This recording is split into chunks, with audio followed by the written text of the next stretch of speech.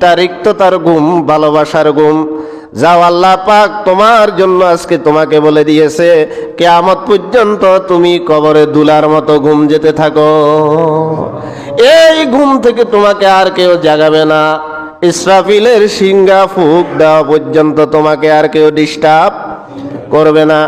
এমনিতে যদি নতুন বিবাহের পরে এরকম লাগাতার 1-1.5 সপ্তাহ পর্যন্ত যদি বউ ঘুমায়, ছেলেও ঘুমায়, মা বাপ রাগ না খুশি, জোরে কোন রাগ না খুশি।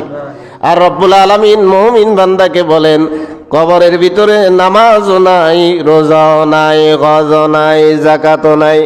যাও যাও, প্রশ্নের জবাব দিয়ে দিয়েছ, আমি আল্লাহ পাক তোমাকে এমন দুলার মতো ঘুম পাড়িয়ে দিচ্ছি যেই ঘুমের মধ্য থেকে ইসরাফিলের সিংহা ফুঁক দেওয়া পর্যন্ত আর তোমাকে কেউ জাগাবে না।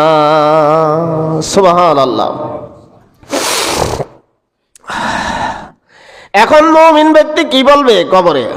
ফায়াকুলু আরজিউ ইলা আহলি।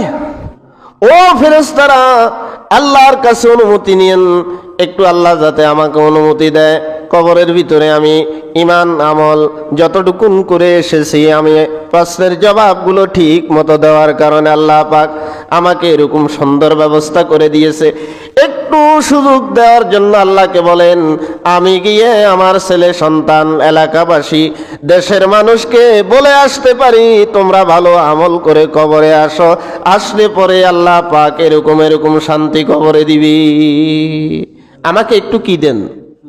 সুযোগ দেন। আমাকে কি দেন? সুযোগ দেন। আল্লাযী লা ইউকিযুহু ইল্লা আহাব্বু আহলিহি ইলাইহি। ফেরেশতারা বলেন না, আল্লাহ অনুমতি দিবেন না। আল্লাহ পাকের ঘোষণা, যারা তোমার মতো, তোমার আত্মীয় স্বজন, ছেলে সন্তান, মা বাবা, যারা তোমার মতো চমৎকার আমল করতে পারবে, তারা যখন তোমার মতো দুনিয়ার হায়াত শেষ করে কবরে আসবে, আল্লাহ রাব্বুল আলামিন তাদেরকে সুযোগ দিবেন তোমাকে কবর থেকে জাগিয়ে দেখা করার জন্য।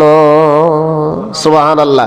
আমরা একটা হাদিস এই ইউটিউব শরীফে বাইরেছে, কয় মরি গেলে আর ভাই বোনের দেখা হইতো না। আপনারা শুনছেন নি? ওরা কথা কয় না, শুনছেন নি?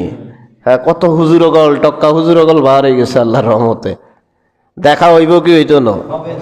হবে। মুমিন মুমিনের সাথে দেখা, কাফের কাফেরের সাথে দেখা, মুনাফিক সবার সাথে দেখা হবে। আল্লাহ পাক কোরআনুল কারীমে বলেন, ইয়াউমা ইয়াফিরুল মারউ মিন আখিহি ওয়া উম্মিহি ওয়া সাহিবাতিহি ওয়া বানিহি লিকুল্লি